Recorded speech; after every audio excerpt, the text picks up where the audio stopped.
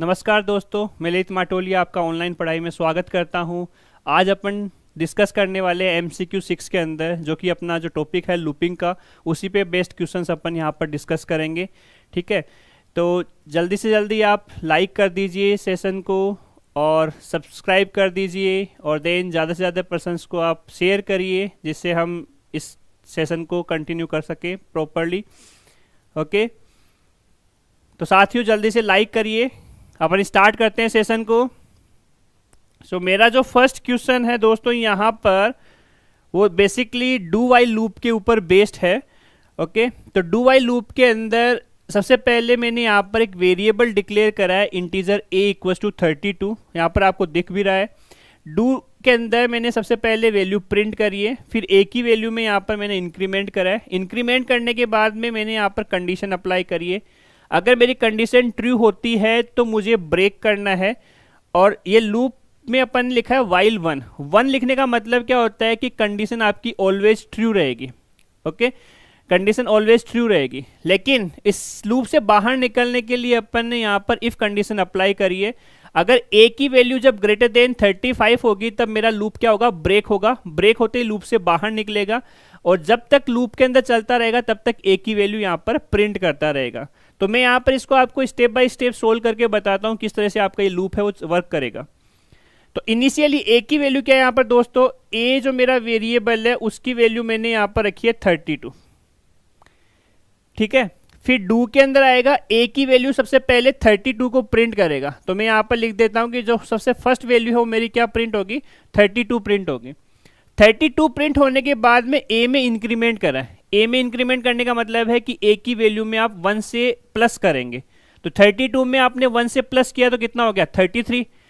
फिर उसके बाद में कंडीशन चेक करेगा, क्या 33 ग्रेटर देन है क्या 35 से, तो नहीं है। नहीं है तो क्या करेगा, लूप वापिस से चलेगा। देन a की नई वैल्यू क्या प्रिंट होगी, अब 33 प्रिंट होगी। 33 प्रिंट होने के बाद में a में इंक्रीमेंट करा, a की वैल्यू कितनी हो गई, 34। फिर से चेक करेगा, क्या 34 ग्रेटर देन है क्या 35, तो कंडीशन क्या हो गई, फॉल्स। वापिस से लूप मूव करेगा, a की वैल्यू को प्रिंट करेगा, तो a की वैल्यू क्या है, 34। 34 को प्रिंट कर दिया। 34 को प्रिंट करने के बाद में यहाँ पर इंक्रीमेंट हो गया, कितना हो गया, 35 हो गया। फिर चेक करेगा, क्या 35 ग्रेटर देन 35 है क्या, 35 क्या ग्रेटर देन 35 है क्या, नहीं है। नहीं है तो फिर से आपका लूप चलेगा, और देन 35 यहाँ पर प्रिंट करेगा। 35 प्रिंट करने के बाद में a की वैल्यू में इंक्रीमेंट हुआ, 36 हो गया। फिर यहाँ पर चेक करेगा, क्या 36 ग्रेटर देन 35 है क्या, हाँ, ये कंडीशन आपकी क्या हो गई, ट्रू हो गई। ट्रू होते ही ये ब्रेक करेगा। ब्रेक करते ही क्या करेगा, डायरेक्टली लूप से बाहर निकलेगा। ठीक है, तो यहां पर जो मेरा करेक्ट आंसर आ रहा है वो क्या आ रहा है, सबसे पहले इसने 32 को प्रिंट करा, फिर 33 प्रिंट हुआ, फिर 34 प्रिंट हुआ, देन 35 प्रिंट हुआ। तो ऑप्शन नंबर जो मेरा सी है वो इसका करेक्ट आंसर है, क्योंकि इफ की कंडीशन में कब जाएगा, जब a की वैल्यू 35 से ग्रेटर देन होगी। तो वो कितनी होगी, 36 होगी। तो 36 ग्रेटर देन क्या है, 35 है। तो 36 जब ग्रेटर देन 35 होगा तो ब्रेक करेगा, और ब्रेक करते लूप से बाहर निकलेगा। तो मेरा जो फाइनल आंसर यहाँ पर जनरेट हो रहा है वो क्या है, 32, 33, 34 एंड देन 35। तो क्वेश्चन नंबर 1 का ऑप्शन क्या हो गया, सी। नेक्स्ट क्वेश्चन पे आते हैं दोस्तों। क्वेश्चन नेक्स्ट है जो आपका है फॉर लूप के ऊपर बेस्ड। ठीक है, तो यहां पर अपन ने 2 वेरिएबल डिक्लेयर कर रखे हैं, एक मेरा k वेरिएबल है और एक मेरा j वेरिएबल है। जो इनिशियलाइजेशन पार्ट है फॉर लूप का, क्योंकि जो फर्स्ट पार्ट होता है वो इनिशियलाइजेशन होता है, सेकेंड पार्ट है वो मेरा कंडीशन होगा, और थर्ड पार्ट मेरा इंक्रीमेंट या डिक्रीमेंट। इंक्रीमेंट भी हो सकता है, डिक्रीमेंट भी हो सकता है, वो कंडीशन के ऊपर डिपेंड करेगा। अगर मेरी लेस देन की कंडीशन है तब तो इंक्रीमेंट करना होगा, और अगर ग्रेटर देन की कंडीशन है तो मुझे डिक्रीमेंट करना पड़ेगा। तो यहां पर अपन ने क्या किया है, मल्टीपल वेरिएबल को इनिशियलाइज करा है फॉर लूप के अंदर, जो अपन कर सकते हैं। तो एक वेरिएबल है मेरा k जिसको मैंने 1 से इनिशिएट करा है, और एक वेरिएबल है j जिसको मैंने 10 से इनिशिएट करा है। इनिशियलाइजेशन केवल एक बार होता है फॉर लूप के अंदर, जो इनिशियलाइजेशन होगा वो केवल 1 टाइम होगा। उसके बाद में जो कंट्रोल चलेगा वो कंडीशन, देन स्टेटमेंट, और देन इंक्रीमेंट डिक्रीमेंट पे चलेगा। अगर मैं इसके फ्लो डायग्राम को बनाता हूं तो आप देखो यहां पर कि फॉर लूप सबसे पहले इनिशियलाइजेशन करता है, इसको मैंने 1 नंबर दिया, उसके बाद में वो कंडीशन को चेक करेगा, इसको अपन 2 नंबर दे देते हैं, कंडीशन चेक करेगा। अगर कंडीशन ट्रू होती है दोस्तों तो मेरा स्टेटमेंट प्रिंट होगा, इसको मैंने 3 नंबर दे दिया। और उसके बाद में इंक्रीमेंट और डिक्रीमेंट पार्ट आपका यहाँ पर चलेगा, INC और देन DEC डिक्रीमेंट पार्ट, इसको अपन ने 4 नंबर एसोसिएट कर दिया। और देन यहाँ से अगर आप देखते हैं तो लूप जनरेट हो रहा है, ठीक है। तो इनिशियलाइजेशन 1 टाइम होगा, फिर कंडीशन चेक करेगा, कंडीशन अगर ट्रू होती है तो स्टेटमेंट एग्जीक्यूट करेगा, स्टेटमेंट के बाद में फिर इंक्रीमेंट और डिक्रीमेंट वाले पार्ट पे आएगा। तो यहां पर देखिए k की वैल्यू अपन ने 1 से इनिशिएट करी है, j की वैल्यू 10 से इनिशिएट करी है। k की वैल्यू को मैं चेक करूंगा, k की वैल्यू दोस्तों यहां पर कितनी है, k इज इक्वल टू 1 है। कंडीशन चेक करेंगे 1 क्या लेस देन इक्वल टू 5 है क्या, तो कंडीशन क्या हो गई दोस्तों यहां पर ट्रू हो गई। प्रिंट के अंदर मैंने क्या किया, k प्लस j की वैल्यू को मुझे ऐड करना है। तो k की इनिशियल वैल्यू कितनी है 1 और j की इनिशियल वैल्यू कितनी है यहां पर 10। तो 1 प्लस 10 करेंगे तो जो मेरी फर्स्ट वैल्यू आएगी वो दोस्तों यहां पर कितनी आएगी, 11 आएगी। तो सबसे फर्स्ट वैल्यू मेरी 11 प्रिंट होगी। स्टेटमेंट, ये जो प्रिंट एफ है वो क्या है, बेसिकली स्टेटमेंट है। ये प्रिंट करने के बाद में इंक्रीमेंट पे जाएगा, इंक्रीमेंट करने का मतलब है कि इसकी एक वैल्यू इंक्रीमेंट होगी। तो k की वैल्यू कितनी हो गई यहाँ पर 2 हो गई। उसके बाद में कंडीशन पे आएगा 2 is less than equal to 5 है क्या, यस कंडीशन इज ट्रू। तो प्रिंट करिए 2 प्लस j की वैल्यू आपकी फिक्स है 10, तो 2 प्लस 10 कितना हो गया, 12 हो गया। उसके बाद में k में इंक्रीमेंट करा तो k इक्वल टू कितना हो गया यहाँ पर 3। अगेन कंडीशन आप चेक करेंगे 3 क्या लेस देन इक्वल टू 5 है क्या, यस कंडीशन ट्रू है। तो k प्लस j की वैल्यू आप ऐड करेंगे तो 12 के बाद में यहाँ पर कितना हो गया 13 हो गया। फिर k की वैल्यू में इंक्रीमेंट करा, k कितना हो गया 4, क्या 4 लेस देन इक्वल टू 5 है क्या, यस कंडीशन ट्रू है। तो k प्लस j कर दीजिए 4 प्लस 10 दैट इज 14। इसी टाइप से k की वैल्यू आपकी कितनी हो गई 5, क्या 5 लेस देन इक्वल टू 5 है क्या, यस कंडीशन इज ट्रू। तो 5 प्लस 10 कितना हो गया 15 हो गया, 15 प्रिंट हो जाएगा। 15 को प्रिंट करने के बाद में k में इंक्रीमेंट हुआ तो k की वैल्यू यहां पर दोस्तों कितनी हो गई 6। अब 6 क्या लेस देन इक्वल टू 5 है क्या, नहीं है, कंडीशन क्या हो गई फॉल्स। जब कंडीशन फॉल्स होगी तो दोस्तों क्या होगा, लूप से बाहर निकलेगा, ठीक है। तो ये लूप से बाहर निकल जाएगा। तो वैल्यू क्या प्रिंट हुई, तो वैल्यू आप देख सकते हैं यहाँ पर 11, 12, 13, 14 एंड देन 15 प्रिंट हो रही है। ऑप्शन चेक कर लीजिए, ऑप्शन कौन सा करेक्ट है, ऑप्शन नंबर सी इसका करेक्ट आंसर है। ओके 11, 12, 13, 14 एंड देन 15 आपके पास में इस फॉर लूप से प्रिंट होगा, ठीक है। नेक्स्ट क्वेश्चन पे आते हैं, क्वेश्चन नंबर 3। क्वेश्चन नंबर जो 3 है उसके अंदर अपने पास में एक लूप दे रखा है, ओके वो आपके पास में एक फॉर लूप है। और फॉर लूप जो दे रखा है वो आपके पास में किस टाइप का लूप है, इनफाइनाइट लूप है। क्योंकि फॉर लूप के अंदर जो अगर आप सिंटेक्स की बात करते हैं दोस्तों, तो फॉर लूप के अंदर सबसे पहले इनिशियलाइजेशन होता है। क्या होता है, इनिशियलाइजेशन होता है। उसके बाद में आपके पास में कंडीशन लगती है। अगर कंडीशन आपकी ट्रू है तो स्टेटमेंट प्रिंट होगा।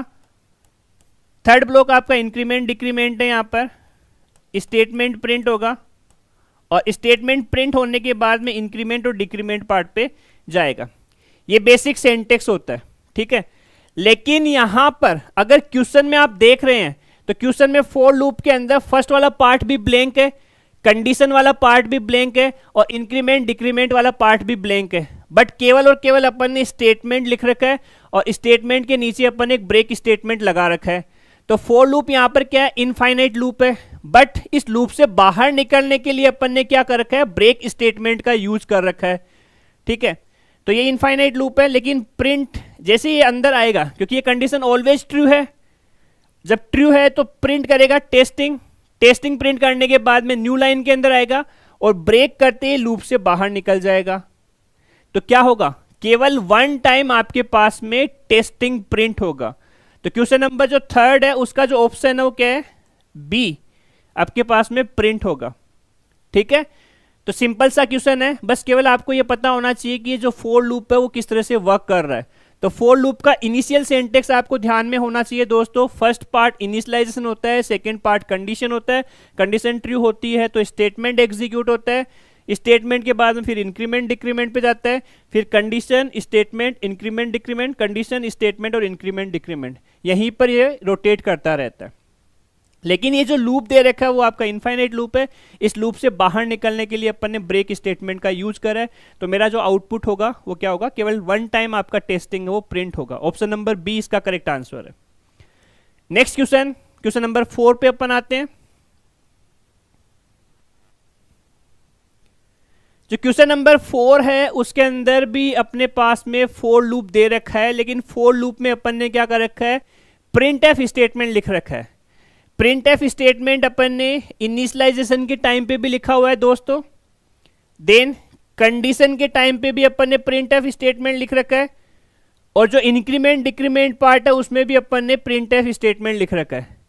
और इस लूप के अंदर अपन ने ब्रेक स्टेटमेंट लगा रखा है। तो ब्रेक का मतलब क्या है, जब भी आप लूप के अंदर आएंगे तो वो लूप से बाहर निकालने के लिए अपन क्या करते हैं, ब्रेक स्टेटमेंट का यूज करते हैं। और प्रिंट एफ फंक्शन क्या करता है, प्रिंट एफ फंक्शन के अंदर जो भी आपकी स्ट्रिंग दे रखी है, जैसे मान लीजिए कि फ्लोवर दे रखा है तो वो इनिशियलाइजेशन के टाइम पे उसको प्रिंट करेगा। फिर उसके बाद में आप कंडीशन पे आएंगे, क्योंकि अगर आप देखते हैं इसका डायग्राम, अगर आप देखते हैं तो सबसे पहले क्या आता है, इनिशियलाइजेशन होता है, इनिशियलाइजेशन ब्लॉक चलता है। इनिशियलाइजेशन के बाद में दोस्तों यहाँ पर कंडीशन चलती है, कंडीशन के बाद में दोस्तों यहाँ पर स्टेटमेंट चलता है, और देन उसके बाद में यहाँ पर इंक्रीमेंट और देन डिक्रीमेंट वाला पार्ट है वो ब्लॉक चलाएगा। ये इसका बेसिक फ्लो है। इनिशियलाइजेशन केवल वन टाइम होता है। तो यहाँ पर आप देख रहे हैं प्रिंट एफ के अंदर फ्लोवर लिखा हुआ है। तो प्रिंट एफ का काम क्या होता है, जो भी आपने स्ट्रिंग लिख रखी है वो स्ट्रिंग डायरेक्टली प्रिंट कर देगा। ठीक है, तो सबसे पहले फ्लोवर है वो प्रिंट होगा, उसके बाद में कंडीशन पार्ट पे क्या लिखा हुआ है, येलो लिखा हुआ है। तो प्रिंट एफ का काम क्या है, प्रिंट करना, तो उसने येलो को भी प्रिंट कर दिया, फ्लोवर प्रिंट हो गया, येलो प्रिंट हो गया। अब ये जो प्रिंट एफ फंक्शन है वो क्या रिटर्न करता है, प्रिंट एफ फंक्शन रिटर्न करता है कि कितने करेक्टर आपने स्क्रीन पे प्रिंट करे हैं। तो येलो के अंदर कितने करेक्टर हैं, 1 2 3 4 5 6 करेक्टर है, और देन एक स्पेस है, टोटल 7 करेक्टर है। तो प्रिंट एफ फंक्शन क्या रिटर्न करेगा, 7 रिटर्न करेगा। और 7 क्या होती है दोस्तों, यहाँ पर नॉन जीरो वैल्यू होती है। नॉन जीरो पे क्या होगा, कंडीशन आपकी ट्रू रहेगी। तो जब ये कंडीशन ट्रू होगी तो ये अंदर आएगा, अंदर आते ही इसको क्या मिलेगा, ब्रेक मिलेगा, और जैसे ही वो ब्रेक मिलता है तो वो लूप से बाहर इसको निकाल देगा। तो केवल मेरे पास में 2 स्टेटमेंट यहाँ पर प्रिंट हो रहे हैं। एक तो जो मेरा इनिशियलाइजेशन ब्लॉक है वो प्रिंट हो रहा है, इनिशियलाइजेशन, और एक मेरा जो कंडीशन का ब्लॉक है वो प्रिंट हो रहा है। क्योंकि स्टेटमेंट पे जैसे आएगा तो ब्रेक करेगा, ब्रेक करते लूप से बाहर निकल जाएगा, यानी इंक्रीमेंट वाले पार्ट पे ये नहीं जाएगा, यानी फ्रूट्स प्रिंट नहीं होगा। तो मेरा जो आउटपुट है वो क्या है, फ्लोवर प्रिंट होगा और देन येलो प्रिंट होगा। तो ऑप्शन नंबर सी है वो इसका करेक्ट आंसर है, flower and then space and yellow. इस तरह से आपकी वैल्यू प्रिंट होगी, क्योंकि यहाँ पर 2 ही ब्लॉक है वो एग्जीक्यूट होंगे, एक इनिशियलाइजेशन ब्लॉक एग्जीक्यूट होगा, एक कंडीशन ब्लॉक एग्जीक्यूट होगा, फिर वो स्टेटमेंट पे आएगा तो ब्रेक हो जाएगा, ब्रेक होते ही लूप से बाहर निकल जाएगा। तो क्वेश्चन नंबर 4 का आंसर क्या है, option number C. Next question पे आते हैं, क्वेश्चन नंबर 5। क्वेश्चन नंबर 5 है वो भी आपके पास में फॉर लूप के ऊपर ही बेस्ड है। ठीक है, यहां पर अपन ने क्या कर रखा है, लूप काउंटर वेरिएबल यूज करा है जो कि आई है। आई की डिफॉल्ट वैल्यू क्या होगी, गार्बेज, क्योंकि आपने इसको इनिशिएट नहीं कर रखा है। लेकिन फॉर लूप के अंदर अपन ने आई की वैल्यू को इनिशिएट करा है, तो यहां पर आई कितने से इनिशिएट हो गया, 0 से। इस लूप को अगर आप चलाते हैं तो इस लूप को आप इस तरह से रीराइट भी कर सकते हैं, क्योंकि सेमीकोलन लगा रखा है अपन ने लास्ट के अंदर। तो for I is equals to 0, I is less than 10 and then I plus plus. और कल मैंने आपको बताया था कि सिंगल स्टेटमेंट के लिए कर्ली ब्रेसेस लगाने की जरूरत नहीं होती। तो अगर मैं यहां से कर्ली ब्रेसेस हटा देता हूं तो ये सेमीकोलन आप यहां पर लास्ट में भी लगा सकते हैं। तो जो कि आपको दिख रहा है यहां पर मेरा जो स्टेटमेंट बन रहा है वो इस तरह से बन रहा है, for loop I equals to 0, I less than equal to 10, I plus plus, और लास्ट में सेमीकोलन लगा हुआ है। तो इसको मैंने इस तरह से लिख दिया, इसको मैंने इस तरह से लिख दिया। अब ये लूप से बाहर कब निकलेगा दोस्तों, जब आई की वैल्यू कितनी होगी, 10 होगी। ठीक है। i इक्वल टू 0 के लिए चलेगा, 0 लेस देन 10 कंडीशन ट्रू होगी, कंडीशन ट्रू हुई तो ये लूप के अंदर चलेगा। फिर i की वैल्यू इंक्रीमेंट हो गई, i की value 1, 1 less than 10 condition true, again इस लूप में ही घूमता रहेगा।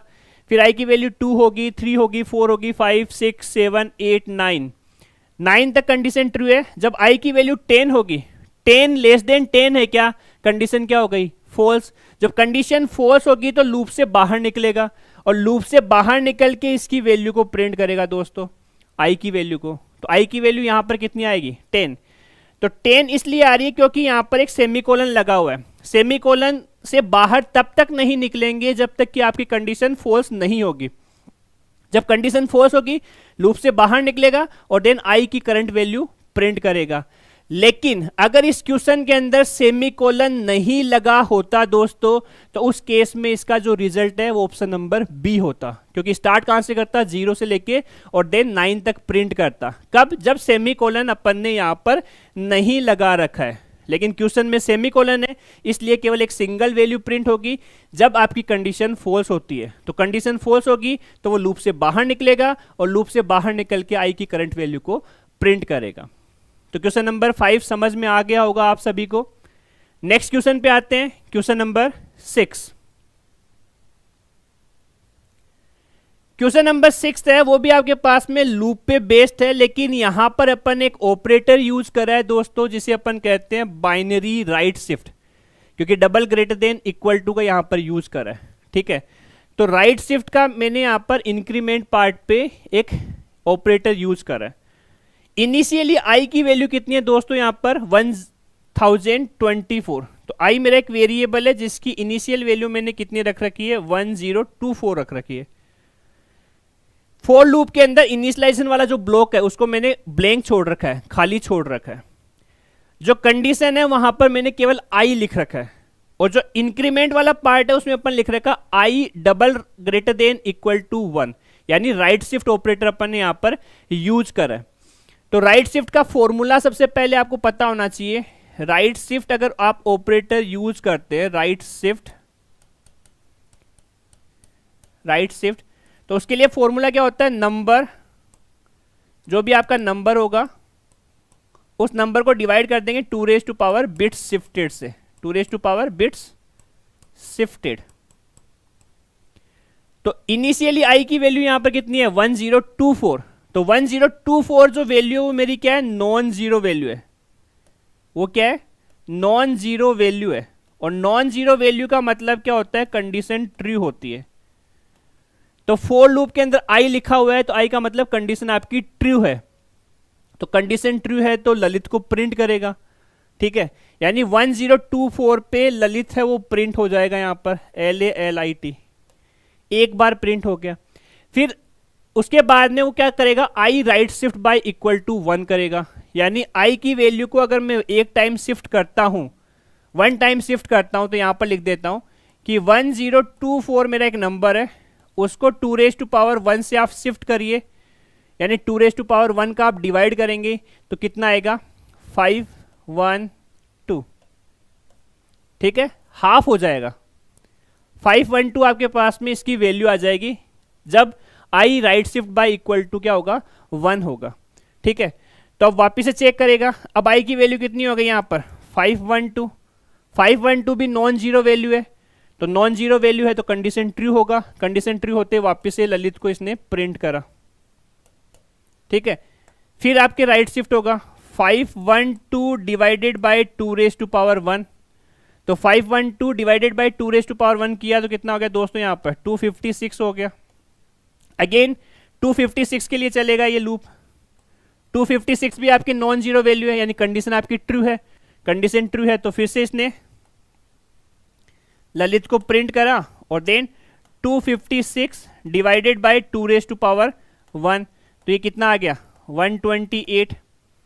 इसी तरह से चलता जाएगा, तो अपन चला लेते हैं इसको। 128 आपकी नॉन जीरो वैल्यू है, तो 128 पे इसने ललित को प्रिंट करा and then 128 divided by 2 raise to power 1, that is 64। 64 condition पे चेक करेगा, कंडीशन पे 64 क्या है, non zero value. Non zero पे कंडीशन क्या होती है, ट्रू होती है। तो इसने ललित को फिर से प्रिंट करा एंड देन यहाँ पर 64 के अंदर डिवाइड करेगा 2⁻1 का, जो कि कितनी हो गई 32।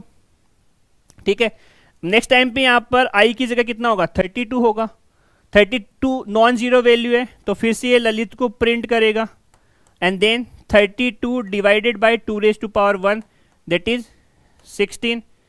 अब 16 के लिए चलेगा, 16 मेरा नॉन जीरो वैल्यू है, नॉन जीरो मीन्स कंडीशन आपकी ट्रू है, तो 16 जब होगा तो ललित फिर से प्रिंट करेगा एंड देन यहाँ पर आप 16 के अंदर 2⁻1 से डिवाइड करा तो कितना हो गया 8 हो गया।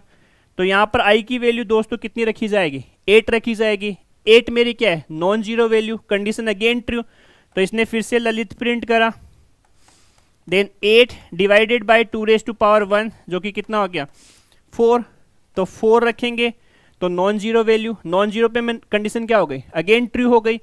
ट्रू होते ही फिर से ये ललित प्रिंट करेगा, यहाँ पर लिख देता हूँ मैं, फिर से ललित प्रिंट करा, प्रिंट करने के बाद में यहाँ पर 4 डिवाइडेड बाई 2⁻1 तो कितनी बार जाएगा 2 टाइम। अगेन इसने 2 को रखा, 2 क्या है non zero value, condition again true है, तो ललित प्रिंट करेगा, ललित प्रिंट करा और देन 2 डिवाइडेड बाई 2⁻1 1 टाइम आ गया। और 1 भी दोस्तों यहाँ पर क्या है नॉन जीरो वैल्यू है, यानी कंडीशन ट्रू है, तो जब कंडीशन ट्रू है तो ललित को एक बार और प्रिंट करेगा एंड 1 के अंदर 2⁻1 का डिवाइड करेंगे तो दोस्तों कितना आ गया 0, और 0 आने का मतलब है कंडीशन क्या हो गई फॉल्स। तो जब कंडीशन फॉल्स होगी तो उस केस में ये लूप से बाहर निकलेगा। ठीक है, तो आपको क्वेश्चन में पूछा गया है कि ललित है वो कितनी टाइम प्रिंट होगा, इस प्रोग्राम के अंदर ललित कितने टाइम प्रिंट होगा, तो आप काउंट कर सकते हैं 1 2 3 4 5 6 7 8 9 10 और देन 11, टोटल आपके पास में 11 टाइम है वो ललित प्रिंट हो रहा है। तो मेरा जो करेक्ट आंसर है वो क्या हो गया यहाँ पर दोस्तों, ऑप्शन नंबर बी है वो करेक्ट आंसर है। मैंने स्टेप बाय स्टेप आपको प्रोसेस बताया किस तरह से आपके पास में राइट शिफ्ट ऑपरेटर वो सोल्व होता है। आप इस फॉर्मूले को ध्यान रखेंगे, राइट शिफ्ट इक्वल टू क्या होता है, नंबर जो होगा उस नंबर के अंदर 2 बिट शिफ्टेड से आपको डिवीजन करना होगा। तो यहां पर आप देख रहे हैं I right shift equal to 1 है, तो I right shift equal to 1 को आप क्या लिख सकते हैं, I is equal to I right shift by 1। तो हमेशा आपको अभी इस क्वेश्चन के अंदर क्या करना होगा 2⁻1 से आपको शिफ्ट करना होगा, यानी आप हर टाइम पे डिवाइड करते जाएंगे और देन i की वैल्यू रिड्यूस होती जाएगी। एक टाइम आएगा जब i की वैल्यू 0 होगी, तो जब i की वैल्यू यहाँ पर 0 होगी दोस्तों तब वो लूप से बाहर निकलेगा और लूप से बाहर निकलते ही फिर वैल्यू आपकी जो भी करंट टाइम आपको कैलकुलेशन करना है वो कैलकुलेट करके आप इसको प्रिंट कर सकते हैं। तो क्वेश्चन नंबर 6 आपको समझ में आया होगा। ठीक है, नेक्स्ट क्वेश्चन पे आते हैं अपन, क्वेश्चन नंबर 7। क्वेश्चन नंबर जो 7 है दोस्तों वो यहाँ पर स्विच केस के ऊपर बेस्ड है। स्विच केस क्या होता है, मेनू ड्रिवन प्रोग्रामिंग के लिए अपन यूज करते हैं, यानी कुछ चॉइसेस होती है, उस चॉइसेस के बेस पे आप प्रोग्राम को एग्जीक्यूट कर सकते हैं। क्वेश्चन में आपको क्या दे रखा है, एक इंटीजर वेरिएबल दे रखा है जिसकी वैल्यू क्या है 0। स्विच के अंदर आप इंटीजर वैल्यू को यहाँ से पास करेंगे, 0 पास होगा, लेकिन केस के टाइम पे मैंने यहाँ पर सिंगल कोट 0 लिखा हुआ है। केस के टाइम पे क्या लिखा हुआ है, सिंगल कोट 0, और केस के नेक्स्ट में सिंगल कोट 1 लिखा हुआ है। तो आपको क्या दे रखा है, आपको इंटीजर वैल्यू दे रखी है i इक्वल टू 0, तो i जो 0 है वो सिंगल कोट 0 के इक्विवेलेंट नहीं होगा, क्योंकि सिंगल कोट 0 का मतलब हो गया उसकी आस्काई वैल्यू। तो आस्काई वैल्यू आपको पता होना चाहिए, इस क्वेश्चन के लिए आपको आस्काई वैल्यू पता होना चाहिए दोस्तों। ASCII stands for American standard code for information interchange. कुछ आस्काई वैल्यू आपको ध्यान में रखनी होगी, कैपिटल ए से लेके कैपिटल जेड तक दोस्तों आस्काई वैल्यू होती है 65 to 90, small A to small Z के लिए 97 टू 122, और 0 से लेके 9 के लिए होती है 48 से लेके 57 तक, ये इसकी रेंज है। अब सिंगल कोट 0 लिखा है, इसका मतलब क्या हो गया दोस्तों 48 हो गया। तो आपको इंटीजर वैल्यू क्या दे रखी है 0, 0 क्या 48 के इक्विवेलेंट है क्या, नहीं है। क्या 0 49 के इक्विवेलेंट है क्या, नहीं है। तो क्या प्रिंट होगा, डिफॉल्ट केस प्रिंट होगा, और डिफॉल्ट केस में आपको जो भी मैसेज लिया हुआ है वो आपको यहाँ पर प्रिंट होगा। तो डिफॉल्ट केस का जो आंसर हो क्या हो गया, ऑप्शन नंबर सी, यानी मेरा नेम है वो फुल प्रिंट होगा विदाउट एनी स्पेस, क्योंकि अपन ने इसके अंदर स्पेस नहीं दे रखा है, एज इट इज नेम है वो मेरा प्रिंट होगा, ललित माटोलिया। ठीक है, तो इसमें क्या होता है कि आपकी जो वैल्यू होती है वो केस की वैल्यू के साथ में मैच करता है। अगर केस की वैल्यू मैच करती है तो पर्टिकुलर केस आपका एग्जीक्यूट होता है, अगर कोई भी केस मैच नहीं करता है तो वो डिफॉल्ट केस में जाता है, और डिफॉल्ट केस की जो वैल्यू यहाँ पर दे रखी है वो प्रिंट होगी। तो यहाँ पर ललित माटोलिया प्रिंट हो जाएगा क्वेश्चन नंबर 7 के अंदर, option number C. Next question पे आते हैं, क्वेश्चन नंबर 8। क्वेश्चन नंबर 8 है दोस्तों, वो भी आपके पास में स्विच केस के ऊपर बेस्ड है। यहां पर इंटीजर एक वेरिएबल ले रखा है जिसको अपन ने 3 से इनिशिएट कर रखा है, फिर स्विच में 3 को पास कर दिया। केस के टाइम पे मैंने एक छोटी सी कैलकुलेशन कर रखी है प्लस ऑपरेशन के साथ में, जिसमें 0 + 1 कितना हो गया 1, और 1 + 2 कितना हो गया 3। तो यहां पर आई की वैल्यू कितनी दे रखी है 3, वो किस केस के साथ में मैच करेगी, 3 वाले केस के साथ में मैच करेगी। 3 वाले केस में क्या लिखा हुआ है माटोलिया, वो प्रिंट करेगा, और प्रिंट करने के बाद में यहाँ पर लिखा हुआ ब्रेक, तो ब्रेक क्या करेगा, स्विच से बाहर निकाल देगा। तो मेरा जो आउटपुट आएगा वो इसका वो ऑप्शन नंबर बी होगा, क्योंकि डायरेक्टली वो 3 को चेक करेगा। 3 1 के इक्विवेलेंट है क्या, नहीं है। 3 क्या 3 के इक्विवेलेंट है, तो वो क्या करेगा, इस स्टेटमेंट को प्रिंट करेगा। ब्रेक का मतलब है वो स्विच केस से बाहर निकालेगा। ठीक है, तो इस क्वेश्चन का जो आंसर हो क्या हो गया, ऑप्शन नंबर बी हो गया। नेक्स्ट क्वेश्चन, क्वेश्चन नंबर 9 पे आते हैं। क्वेश्चन नंबर 9 है वो लूप के ऊपर बेस्ड है, और प्लस अनसाइंड का केस यहां पर दिया हुआ है दोस्तों। Unsigned integer x = 3। अनसाइंड का मतलब है कि पॉजिटिव वैल्यू, और साइंड क्या होता है, पॉजिटिव एंड नेगेटिव दोनों वैल्यू को रखता है। तो अनसाइंड का केस है यहां पर, और अनसाइंड के केस में कल भी अपन ने डिस्कस किया था, अगर इंटीजर 2 बाइट मेमोरी में लेता है, INT अगर 2 बाइट मेमोरी में लेता है, 2 बाइट के अंदर कितनी होती है 16 बिट्स होती है, और 16 बिट्स के लिए अगर मैं साइक्लिक प्रॉपर्टी बनाता हूं तो स्टार्ट कहां से होगा, 0 से, 0 देन 1 देन 2, मैक्सिमम कितना जाएगा 6 5 5 3 5 तक जाएगा। 6 5 5 3 4 लिखा अपन ने, 6 5 5 3 3 6 5 5 3 2, इस तरह से आप इसको राइट कर सकते हैं। ये क्लॉकवाइज डायरेक्शन में इसकी साइक्लिक प्रॉपर्टी आ गई। अनसाइंड इंटीजर के लिए अगर 16 बिट कंपाइलर यूज करता हूं तो ये मेरी रेंज होती है 0 से लेके 6 5 5 3 5 तक, मैक्स टू मैक्स ये मूव करता है। अब x की वैल्यू दोस्तों यहां पर कितनी दे रखी है, 3 दे रखी है। तो while लूप में चेक करेगा क्या 3 > 0 है, क्या 3 > 0 है, कंडीशन ट्रू है। तो सबसे फर्स्ट वैल्यू मेरी क्या प्रिंट करेगा, 3 प्रिंट करेगा, नहीं 3 नहीं प्रिंट करेगा, क्योंकि इसका एक डिक्रीमेंट भी होगा। 3 तो कंडीशन चेक करा, यहां पर स्टार्ट कहां से करेगा, 2 से स्टार्ट करेगा, क्योंकि पोस्ट फिक्स डिक्रीमेंटेशन है। इनिशियली x को कितना रखा 3 > 0, कंडीशन ट्रू हो गई, लेकिन इसका डिक्रीमेंट की वैल्यू x पे प्रिंट होगी, तो सबसे फर्स्ट वैल्यू 2 प्रिंट हो गई। उसके बाद में x की वैल्यू डिक्रीमेंट होके यहां पर चेक करेगा 2 क्या > 0 है क्या, तो 2 > 0 है, तो यहां पर क्या प्रिंट करेगा 1 प्रिंट करेगा। फिर उसके बाद में 1 क्या > 0 है क्या, तो जब 1 > 0 चेक कर रहा है तब यहां 0 प्रिंट करेगा। फिर चेक करेगा 0 क्या > 0 है क्या, तो 0 > 0 है क्या, यस।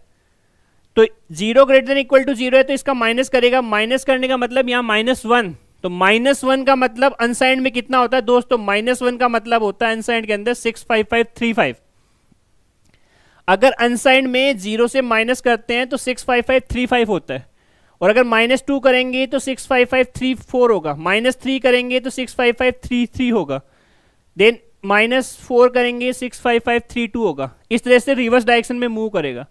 ठीक है, तो अगर 6 5 5 3 5 आप लिखते हैं यहाँ पर 6 5 5 3 5, फिर 6 5 5 3 4, फिर 6 5 5 3 3, 6 5 5 3 2, इस तरह से ये चलता जाएगा, और ये लूप मेरा क्या हो जाएगा, इनफाइनाइट हो जाएगा। क्यों? क्योंकि यहाँ पर अगर आप नेगेटिव वैल्यू रखते हैं तो नेगेटिव वैल्यू क्या हो जाती है, पॉजिटिव हो जाती है, क्योंकि ये एंटी क्लॉकवाइज घूमने लगता है। अगर अनसाइंड के केस में वैल्यू आती है नेगेटिव तो वो क्या होगा, एंटी क्लॉकवाइज मूव करेगा, और एंटी क्लॉकवाइज के अंदर हमेशा आपकी क्या होगी, पॉजिटिव वैल्यू होगी। तो इस केस में आपका जो लूप चलेगा वो क्या होगा, इनफाइनाइट लूप होगा दोस्तों, क्योंकि यहां पर जो केस है वो क्या है, मेरा अनसाइंड का केस है। लेकिन अगर ये साइन टाइप का होता, साइन का मतलब जो पॉजिटिव वैल्यू भी रखता है और नेगेटिव वैल्यू भी रखता है, तो उस केस में मेरा रिजल्ट है वो डिफरेंट होगा। तो नेक्स्ट क्वेश्चन, क्वेश्चन नंबर 10 अपन डिस्कस करते हैं। क्वेश्चन नंबर 10 के अंदर मैंने इंटीजर x इक्वल टू कितना लिखा हुआ है, 3 लिखा हुआ है। चाहे आप इसको इंट x इक्वल टू 3 लिख दीजिए, या इसको आप ऐसे भी लिख सकते हैं, signed int x equal to 3, ये भी लिख सकते हैं आप इसको आप ऐसे भी लिख सकते हैं, इंट x इक्वल टू 3। तो डिफॉल्ट जो आपका इंटीजर टाइप का वेरिएबल होता है दोस्तों, किस टाइप का होता है, साइंड टाइप का होता है, और साइंड का मतलब पॉजिटिव और नेगेटिव दोनों वैल्यू वो रखता है, ठीक है। तो इस केस में आउटपुट आपका दोस्तों डिफरेंट आएगा। सबसे पहले x की वैल्यू कितनी दे रखी है, 3 दे रखी है। 3 को चेक करेगा ग्रेटर देन इक्वल टू 0, तो कंडीशन क्या चेक हुई, 3 greater than equal to 0, condition true है। लेकिन पोस्टफिक्स होने के कारण से जब ये प्रिंट करेगा तो सबसे फर्स्ट वैल्यू मेरी 2 प्रिंट होगी। सबसे फर्स्ट वैल्यू क्या प्रिंट होगी, 2 प्रिंट होगी। 2 प्रिंट करने के बाद में चेक करेगा क्या 2 ग्रेटर देन इक्वल टू 0 है क्या, 2 ग्रेटर देन इक्वल टू 0 है क्या, है। तो इसका डिक्रीमेंट वैल्यू यहां पर प्रिंट करो, तो डिक्रीमेंट वैल्यू कितनी हो गई, 1। फिर नेक्स्ट टाइम पे चेक करेगा 1 क्या ग्रेटर देन इक्वल टू 0 है क्या, यस, कंडीशन ट्रू है। तो इसकी डिक्रीमेंटेड वैल्यू प्रिंट करो, तो यहां 0 प्रिंट हो गया। फिर चेक करेगा 0 क्या ग्रेटर देन इक्वल टू 0 है क्या, yes, 0 greater than equal to 0 है, कंडीशन ट्रू। तो डिक्रीमेंटेड वैल्यू कितनी हो गई दोस्तों, यहां पर -1 हो गई। फिर नेक्स्ट टाइम पे -1 क्या ग्रेटर देन इक्वल टू 0 है क्या, कंडीशन फॉल्स हो गई। तो जब कंडीशन फॉल्स होगी तो लूप से बाहर निकल जाएगा। तो ये छोटा सा डिफरेंस है। अगर मैं साइंड टाइप का लेता हूं तो मेरा लूप क्या हो गया, फाइनाइट टाइप का हो गया, और अगर मैं अनसाइंड लेता हूं तो मेरा लूप क्या हो गया, इनफाइनाइट टाइप का हो गया। तो डिपेंडिंग अपॉन द वेरिएबल जो टाइप है उसके अकॉर्डिंग आपका क्वेश्चन का आंसर वो चेंज हो जाता है। तो इस क्वेश्चन का अगर आंसर की आप बात करते हैं तो ऑप्शन नंबर बी है वो करेक्ट आंसर है।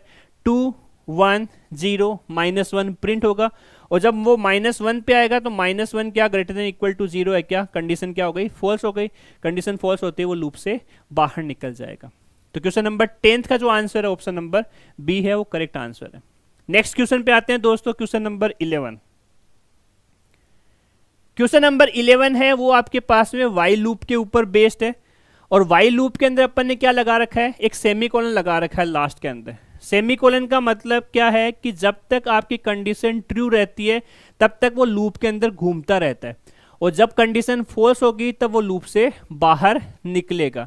तो इनिशियली मैंने x की जो वैल्यू दे रखी है यहाँ पर दोस्तों, x की वैल्यू मैंने -10 दे रखी है, ठीक है। तो -10 यानी कोई भी पॉजिटिव वैल्यू या कोई भी नेगेटिव वैल्यू होती है तो वो नॉन जीरो वैल्यू होती है, और नॉन जीरो वैल्यू पे कंडीशन क्या होती है दोस्तों, ट्रू होती है। तो ये क्या करेगा, सबसे पहले x की वैल्यू रखेगा। x की वैल्यू कितनी रखेगा, -10 रखेगा। -10 को चेक करेगा कि क्या नॉट इक्वल टू 0 है क्या, -10 नॉट इक्वल टू 0, कंडीशन क्या है, ट्रू। तो वो लूप के अंदर ही घूमता रहेगा। कब तक घूमता रहेगा, जब तक कंडीशन फॉल्स नहीं हो जाएगी। तो प्लस प्लस करने का मतलब कितना हो गया, -9 हो गया। फिर से चेक करेगा 9 not equal to 0, again condition true. फिर 9 से एक इंक्रीमेंट करा -8 नॉट इक्वल टू 0, ये कंडीशन भी ट्रू हो गई।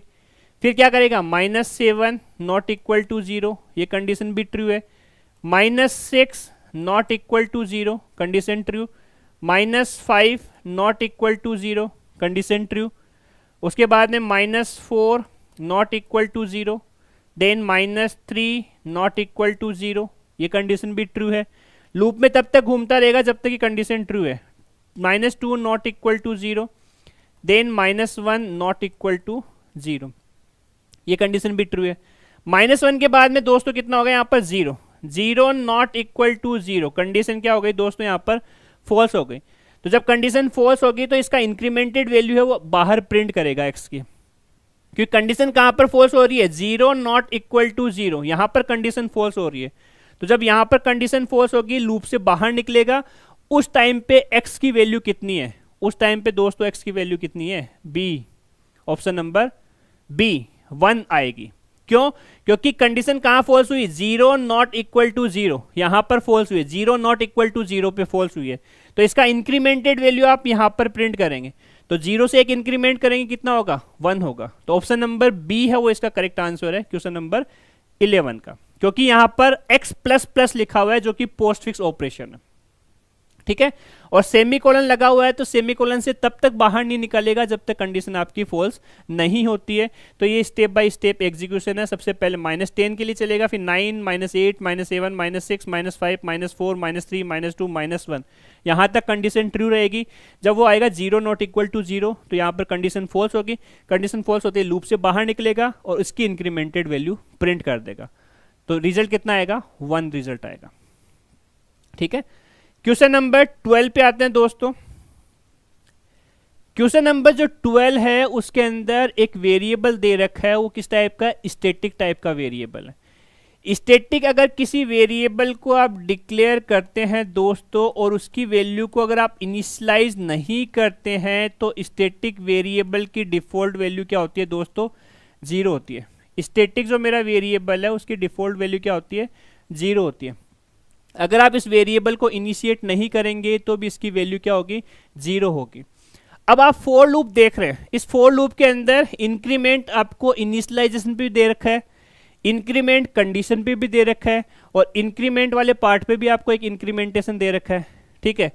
इनिशियलाइजेशन के बारे में मैंने बताया केवल 1 टाइम एग्जीक्यूट होगा, तो i की वैल्यू 0, यहां पर इंक्रीमेंट करके कितना हो गया, 1 हो गया। फिर यहां पर इंक्रीमेंट करा तो यहां पर दोस्तों कितना हो गया, 2 हो गया। और 2 मेरी क्या है, non zero value. Non zero पे कंडीशन क्या होती है, ट्रू होती है। तो ट्रू होती है तो अंदर आएगा, i की वैल्यू सबसे पहले 2 प्रिंट करेगा। i की वैल्यू 2 प्रिंट करने के बाद में यहाँ पर चेक करेगा क्या 2 इक्वल 6 है, क्या नहीं है, कंडीशन ट्रू नहीं है, तो i में इंक्रीमेंट करेगा। i की लास्ट वैल्यू कितनी है, 2, 2 के अंदर एक इंक्रीमेंट करा दोस्तों, कितना हो गया, 3, यहाँ पर 3 हो गया। 3 होने के बाद में इधर आएगा तो 4, ठीक है, तो 4 प्रिंट करा। 4 क्या है, non zero value, non zero पे कंडीशन ट्रू, 4 को प्रिंट करा। 4 क्या इक्वल 6 है, क्या 4 क्या इक्वल 6 है, क्या नहीं है, नहीं है, तो वापस से इंक्रीमेंट वाले पार्ट पे जाएगा। यहाँ पर कितना हो गया, 5 हो गया। 5 के बाद में इधर कितना हुआ, 6, 6 को प्रिंट करेगा क्योंकि ये नॉन जीरो वैल्यू है, कंडीशन ट्रू है। 6 प्रिंट हुआ। 6 प्रिंट होने के बाद में यहाँ पर कंडीशन चेक करेगा, क्या 6 इक्वल 6 है, क्या यस, 6 इक्वल 6 है। ब्रेक करेगा, ब्रेक करते लूप से बाहर निकला, ओके। तो मेरा जो करेक्ट आंसर है वो कितना आ गया, 2, 4, 6 प्रिंट होगा। 2, 4, 6 इसका करेक्ट आंसर है। क्यों, क्योंकि इनिशियलाइजेशन दोस्तों केवल 1 टाइम चलता है, बाकी जो घूमेगा वो कहां पर रोटेट करेगा, कंडीशन पे, स्टेटमेंट पे और इंक्रीमेंट पार्ट पे। इनिशियलाइजेशन में जो i++ लिखा वो केवल 1 टाइम एग्जीक्यूट होगा। तो मेरा जो करेक्ट आंसर आ रहा है वो इस क्वेश्चन का 2, 4 एंड देन 6 रहेगा। नेक्स्ट क्वेश्चन पे आते हैं, क्वेश्चन नंबर 13। क्वेश्चन नंबर जो 13 है वो आपके पास में फॉर लूप का ही केस है, और फॉर लूप के अंदर अगर आप 2 सेमीकोलन लगाते हैं तो इसका मतलब क्या है, वो आपका इनफाइनाइट लूप है। लेकिन इनफाइनाइट लूप है और उसके अंदर आप देख रहे हैं प्रिंटएफ का एक स्टेटमेंट लिखा हुआ है, और प्रिंटएफ में मैंने क्या प्रिंट कर रखा है, केवल 10 प्रिंट कर रखा है। तो फॉर लूप इनफाइनाइट है, और इनफाइनाइट लूप को अपन ने कंट्रोल नहीं करा है यूजिंग ब्रेक स्टेटमेंट, तो ये मेरा लूप क्या होगा, इनफाइनाइट टाइम 10 प्रिंट करता जाएगा। यानी जो लूप का काइंड है वो किस टाइप का है, इनफाइनाइट लूप है। ऑप्शन नंबर डी इसका करेक्ट आंसर होगा दोस्तों, क्योंकि फॉर लूप के अंदर इनिशियलाइजेशन में भी आपने कुछ नहीं लिखा है, कंडीशन पे भी आपने कुछ नहीं लगाया है, इंक्रीमेंट डिक्रीमेंट पार्ट पे भी कुछ नहीं लिखा है। तो जो मेरा लूप है वो किस टाइप का, इनफाइनाइट लूप है। और इनफाइनाइट लूप का मतलब है कि इनडेफिनेट टाइम तक वो चलता जाएगा और क्या करेगा, 10 प्रिंट करता जाएगा स्क्रीन पे, ठीक है। तो क्वेश्चन नंबर 13 है वो इनफाइनाइट लूप है। नेक्स्ट क्वेश्चन आते हैं क्वेश्चन नंबर 14। क्वेश्चन नंबर 14 में अपन ने एक करेक्टर वेरिएबल ले रखा है, और करेक्टर वेरिएबल की जो रेंज होती है वो कितनी होती है, माइनस की 128 से लेके प्लस 127 तक ये रेंज होती है करेक्टर की, क्योंकि करेक्टर 1 बाइट मेमोरी में कंज्यूम करता है।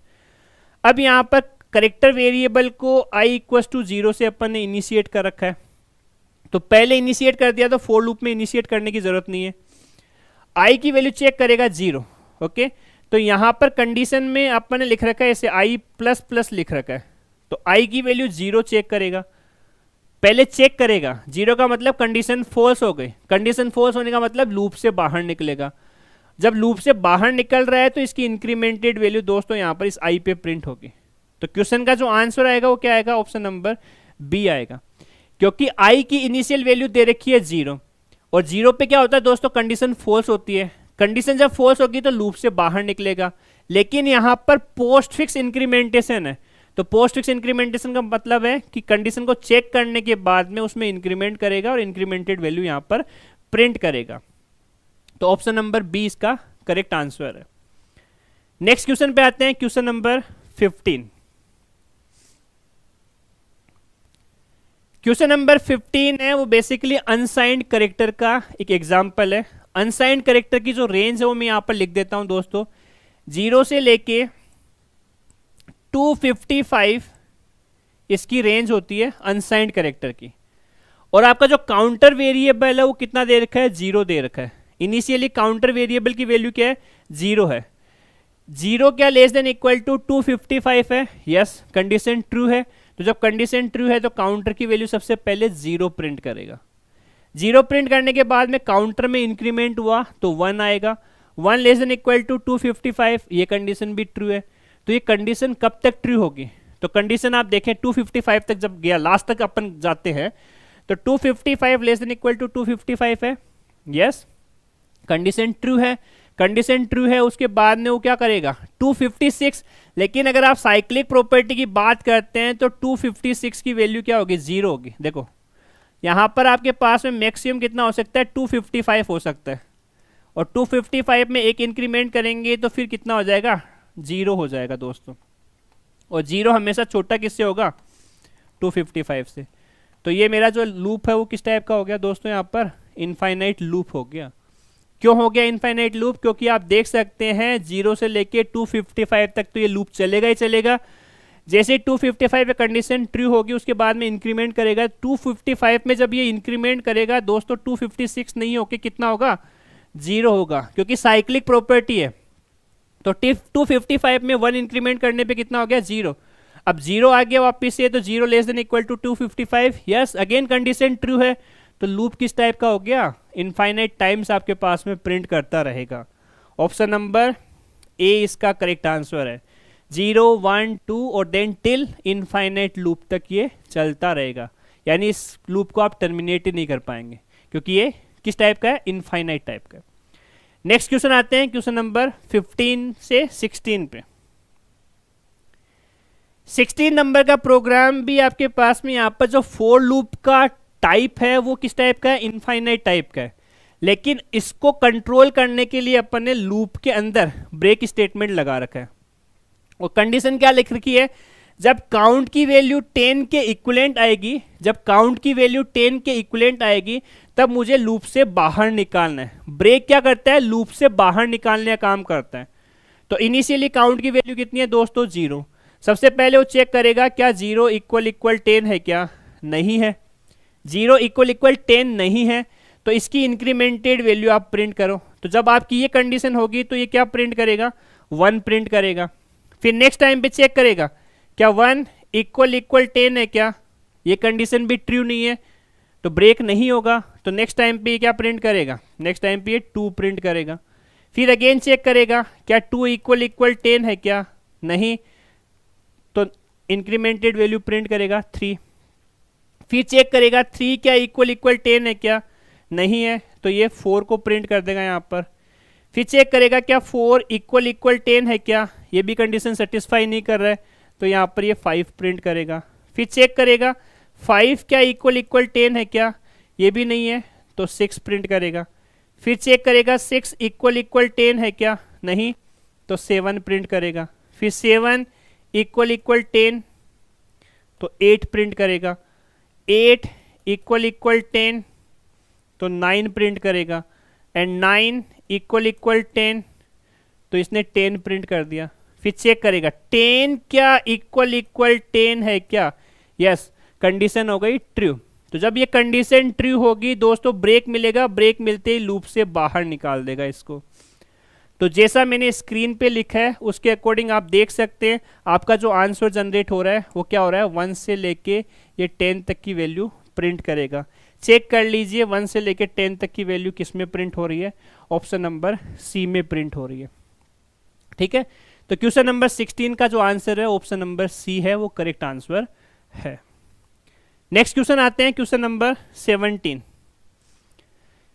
क्वेश्चन नंबर 17 है वो थोड़ा सा ट्रिकी क्वेश्चन है।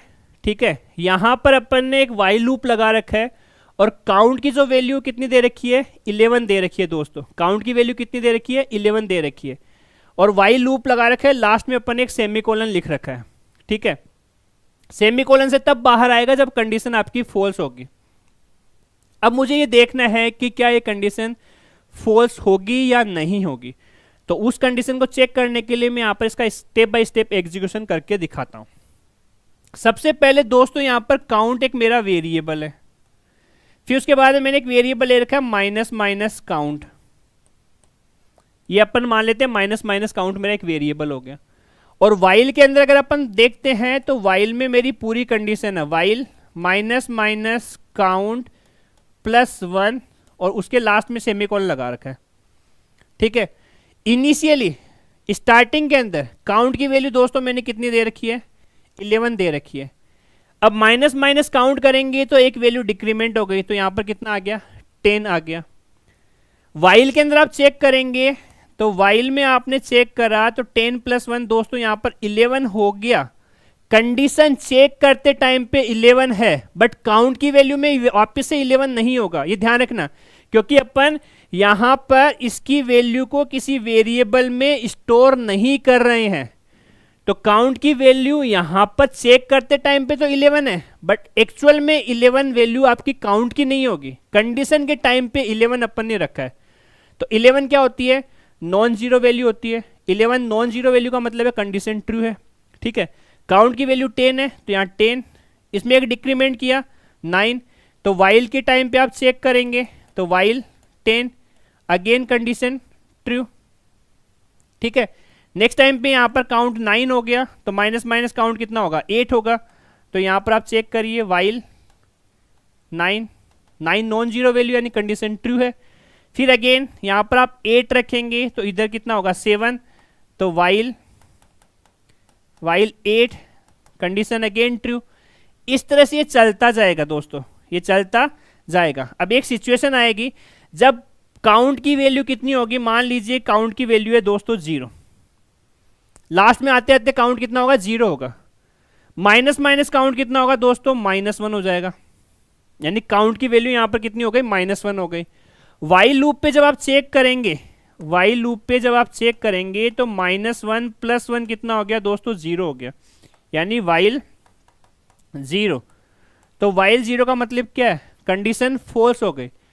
तो जब आपको 0 मिलेगा तो कंडीशन क्या होगी, फॉल्स होगी। तो जब कंडीशन फॉल्स होगी तो लूप से क्या करेगा, बाहर निकलेगा। जब वो लूप से बाहर निकलेगा दोस्तों उस टाइम पे काउंट की वैल्यू कितनी है, -1 है, तो मेरा आउटपुट कितना आएगा, -1 आएगा। क्योंकि यहां पर जब -1 यानी माइनस माइनस काउंट कितना हो गया, -1 + 1, -1 + 1 कितना हो गया, 0, और 0 पे कंडीशन क्या होती है, फॉल्स होती है। तो जब कंडीशन फॉल्स होगी तो लूप से बाहर निकलेगा। जब लूप से बाहर निकल रहा है उस टाइम पे काउंट की वैल्यू दोस्तों कितनी है, काउंट की वैल्यू -1 है। तो ऑप्शन नंबर बी इसका करेक्ट आंसर है, क्वेश्चन नंबर 17 का। नेक्स्ट क्वेश्चन पे आते हैं, क्वेश्चन नंबर 18। क्वेश्चन नंबर 18 भी उसी टाइप का है, बट यहां पर जो माइनस माइनस काउंट लिखा था, जो प्रीफिक्स था प्रीवियस क्वेश्चन के अंदर, यहां पर मैंने इसको क्या कर दिया, पोस्ट फिक्स कर दिया, काउंट फिर माइनस माइनस। इनिशियली काउंट की वैल्यू क्या है दोस्तों, यहां पर काउंट की वैल्यू इनिशियली अपन ने रख रखी है 11, ओके। और वाइल लूप के अंदर जब आप इसको चलाएंगे तो वाइल आपने क्या लिख रखा है यहां पर, काउंट माइनस माइनस लिख रखा, लास्ट में सेमीकोलन पुट कर रखा है। तो लास्ट में सेमीकोलन पुट करने का मतलब है कि वो लूप से तब तक बाहर नहीं निकलने देगा जब तक कंडीशन फॉल्स नहीं हो जाती। ओके, जैसे कंडीशन फॉल्स होगी वो लूप से बाहर निकलेगा। तो वाइल लूप के अंदर सबसे पहले आपको काउंट की वैल्यू चेक करनी है। तो सबसे पहले इसने क्या चेक करा, वाइल 11 चेक करा। 11 आपकी नॉन जीरो वैल्यू है, non zero means condition true है। फिर उसके बाद में डिक्रीमेंट करेगा, डिक्रीमेंट करते काउंट कितना हो गया, 10 हो गया। यहाँ पर चेक करेगा वाइल 10, अगेन कंडीशन ट्रू है। फिर यहाँ पर 9 होगा, यहाँ चेक करेगा वाइल 9, अगेन कंडीशन ट्रू है। 9 के बाद में यहाँ पर 8 रखेगा, फिर चेक करेगा वाइल 8, अगेन आपकी कंडीशन ट्रू है। इस तरह से चलता जाएगा। यहाँ तक कहाँ तक चलेगा, मान लीजिए कि यहाँ पर काउंट की वैल्यू मेरे पास में आ गई दोस्तों 0, तो इधर क्या लिखेगा, वाइल 0, कंडीशन क्या हो गई, फॉल्स। 0 पे कंडीशन क्या होगी, फॉल्स। तो जब ये कंडीशन फॉल्स होगी उसके बाद में ये डिक्रीमेंट करेगा। तो जब वो डिक्रीमेंट करेगा तो काउंट की वैल्यू क्या प्रिंट होगी, यहाँ पर -1 ही प्रिंट होगी। इस क्वेश्चन पे भी क्या होगा, -1 प्रिंट होगा, क्योंकि काउंट जब 0 होगा तब ये लूप से बाहर निकालेगा, और लूप से बाहर निकालते टाइम पे ये डिक्रीमेंट करेगा। ठीक है, 0 को कंडीशन चेक करा, 0 कंडीशन फॉल्स हुई, फॉल्स होने के बाद में लूप से बाहर निकलते टाइम पे वो डिक्रीमेंट करते हुए चलेगा, और काउंट की वैल्यू कितनी हो जाएगी, -1 हो जाएगी। तो 18 में option number B correct answer है। नेक्स्ट क्वेश्चन पे आते हैं, क्वेश्चन नंबर 19। क्वेश्चन नंबर 19 है, वो भी इसी टाइप का है, बट यहाँ पर लूप अपन ने चेंज करा है। वाइल की जगह अपन ने यहाँ पर फॉर लूप लिया है। ठीक है, x की वैल्यू कितनी है दोस्तों, यहाँ पर 49 है।